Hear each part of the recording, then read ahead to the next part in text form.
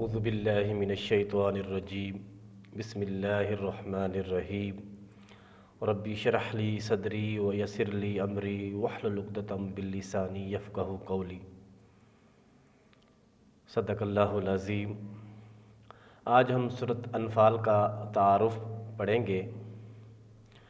سورۃ انفال کے 10 رکوع اور 75 آیات ہیں۔ اس سورت کے اندر جو ہے اللہ تبارک و تعالی نے غزوہ بدر کے متعلق ساری تفصیل جو ہے وہ ہمیں بتائی ہیں کہ سورت انفال جو ہے اس میں مال غنیمت کی تقسیم کے بارے میں بتایا گیا۔ دوسرا بتایا گیا کہ مومنین کی صفات کیا ہے، اور غزوہ بدر کے اندر کون سے 2 گروہ تھے ان کی ڈیٹیل بتائی گئی ہے، اور اس کے بعد اللہ تبارک و تعالی نے مسلمانوں کی کس طرح جو ہے مدد کی اس چیز کے بارے میں بتایا گیا، اور آخر میں جو ہے مال غنیمت کی تقسیم کے بارے میں بتایا گیا کہ مال غنیمت کے ہم جو ہے 5 حصے کریں گے، 4 حصے مجاہدین کے اندر تقسیم ہو جائیں گے، 1 حصہ اللہ اور اس کے رسول، یتیموں، مسکینوں اور بیواؤں کا ہوگا۔ یہ سورۃ انفال کا مختصر سا جو ہے تعارف ہے۔ آج جو ہے ہم سورۃ انفال کی ابتدائی چند آیات اس کا جو ہے ترجمہ اور تشریح کریں گے۔ بسم اللہ الرحمن الرحیم۔ یسألونک، وہ آپ سے سوال کرتے ہیں، عن الانفال، مال غنیمت کے بارے میں۔ قل الانفال، کہہ دیجئے مال غنیمت للہ، اللہ کا ہے، والرسول، اور اس کے رسول کا ہے۔ فاتقوا اللہ، اللہ تعالیٰ سے ڈرو، واصلحوا ذات بینکم، آپس کے جو ہے معاملات میں صلح رکھو۔ اطیعوا اللہ ورسولہ، اللہ اور اس کے رسول کی اطاعت کرو، ان کنتم مؤمنین، اگر تم مومن ہو۔ انما المؤمنون الذین، بے شک مومن لوگ وہ ہیں، اذا ذکر اللہ، جب ان کے سامنے اللہ تعالیٰ کا ذکر کیا جاتا ہے، وجلت قلوبہم، ان کے دل جو ہے لرز جاتے ہیں، وَإِذَا تُلِيَتْ عَلَيْهِمْ آیاتہ، اور جب ان کے سامنے ہماری آیات تلاوت کی جاتی ہے، زادتہم ایمانا، ان کا ایمان بڑھ جاتا ہے، وَعَلَىٰ رَبِّهِمْ يَتَوَكَّلُونَ، اور اپنے رب پر بھروسہ کرتے ہیں۔ الَّذِينَ يُقِيمُونَ الصَّلَاةَ، وہ نماز قائم کرتے ہیں، وَمِمَّا رَزَقْنَاهُمْ يُنْفِقُونَ، اور جو ہم نے رزق دیا اس میں سے وہ خرچ کرتے ہیں۔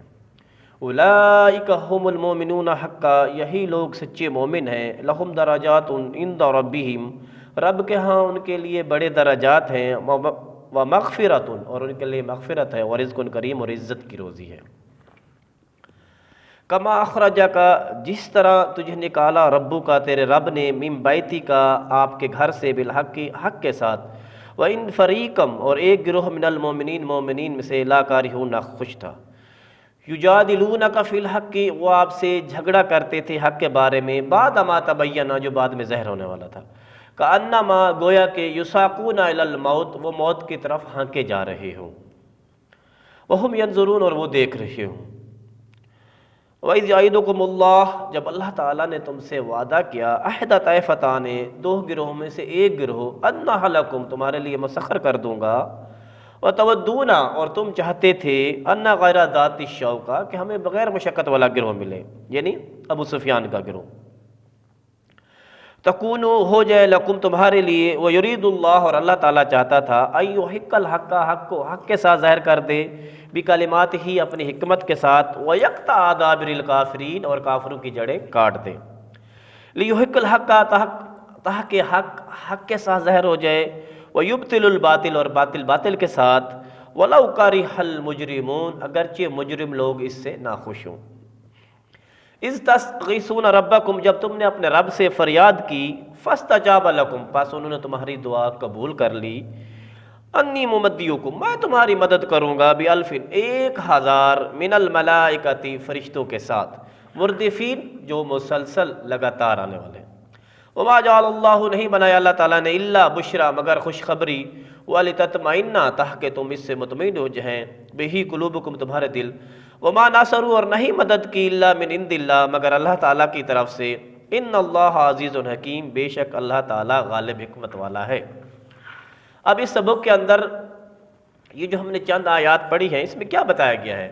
سب سے پہلے بتایا گیا ہے کہ مال غنیمت اللہ اور اس کے رسول کا ہے، کہ تاکہ مسلمانوں کے اندر جو اختلاف کی جو صورت پیدا ہو گئی تھی اس اختلاف کو ختم کرنے کے لیے جو ہے اللہ تعالیٰ نے فرما دیا کہ مال غنیمت اللہ اور اس کے رسول کا تھا کہ اختلاف ہی ختم ہو جائے۔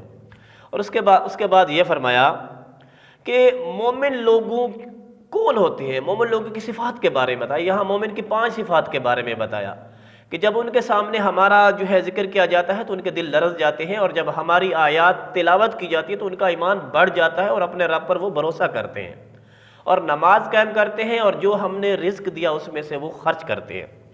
اور اس کے بعد فرمایا کہ یہی لوگ جو ہے سچے مومن ہیں، اور ان کے لیے جو ہے رب کے ہاں بڑے جو ہے درجات ہیں اور عزت والی روزی ہے۔ اور اس کے بعد جو ہے غزوہ بدر کا ایک جنگ کا جو نقشہ کھینچا کہ مسلمان جو ہے مدینہ سے نکلے۔ اب کچھ مسلمان کہہ رہے تھے کہ ہمیں ابو سفیان کے گروہ کی طرف جانا چاہیے، اور کچھ کہہ رہے تھے کہ ہمیں جو ہے ابو جہل کے گروہ یعنی بدر کی طرف جو ہے وہ جانا چاہیے۔ اس صورتحال کو بھی اللہ تعالیٰ نے جو ہے بتا دیا کہ تمہیں جو ہے بدر کے مقام پر جو فتح ملنے والی تھی، جو بعد میں زہر ہونے والی تھی، اس کے بارے میں جھگڑا کر رہے تھے، اور اللہ تعالیٰ چاہتا تھا کہ حق کو حق کے ساتھ ظاہر کر دے اور باطل کو باطل، یعنی باطل جو ہے مٹنے والا ہے اور حق ہمیشہ رہنے والا ہے۔ اس چیز کو جو ہے اللہ تبارک و تعالیٰ جو ہے وہ واضح کر دیں۔ اور جب تم نے پھر اپنے رب سے فریاد کی تو اللہ تبارک و تعالیٰ نے تمہاری مدد کی 1000 فرشتوں کے ساتھ جو مسلسل اور لگاتار آنے والے تھے۔ تو یہ چیزیں اس سبق کے اندر بتائی گئی، اور آخر میں یہ بات بتائی گئی کہ کہیں تم یہ نہ سمجھ لینا کہ یہ جو جنگ بدر کی جو فتح ہے یہ ہمارے اپنے زور بازو اور تدبر کے ساتھ ہے، بلکہ کس کی ہے؟ اللہ تعالیٰ کی مدد اور نصرت شامل ہے۔ تو اس وجہ سے یہ آپ جنگ جیت گئے ہیں، ورنہ آپ جنگ نہیں جیت سکتے تھے۔ یعنی کس کی طرف توجہ دلائیے؟ عقیدہ توحید کی طرف۔ تو یہ چیزیں اس سبق کے اندر جو ہے بتائی گئی ہیں۔ اس کے بعد اس کے آخر میں الکلمات و تراکیب ہیں اور التمرین ہے۔ التمرین میں پہلا سوال ہے کہ اس سبق میں مومن کی صفات سے کیا بیان کیا گیا ہے؟ وہ میں نے آپ کو بتا دیا کہ مومن کی 5 صفات جو ہے وہ بیان کی گئی۔ آگے ہے 2 گروہوں سے کیا مراد ہے۔ اب ایک گروہ جو ہے ابو سفیان کا ہے، جو شام سے 200 اونٹ کا تجارتی قافلہ لے کر آ رہا تھا، اس کے ساتھ 30 افراد شامل تھے۔ اور دوسرا گروہ جو ہے ابو جہل کا، جو مکہ سے جو ہے بدر کی طرف آ رہا تھا۔ اور اس کے بعد جو ہے تیسرا سوال ہے کہ مدرج العبارات کا مفہوم بیان کریں۔ وہ 3 عبارتیں ہیں۔ فاتقوا اللہ واصلحوا ذات بینکم، اللہ تعالیٰ سے ڈرو اور آپس کے معاملات میں صلح رکھو۔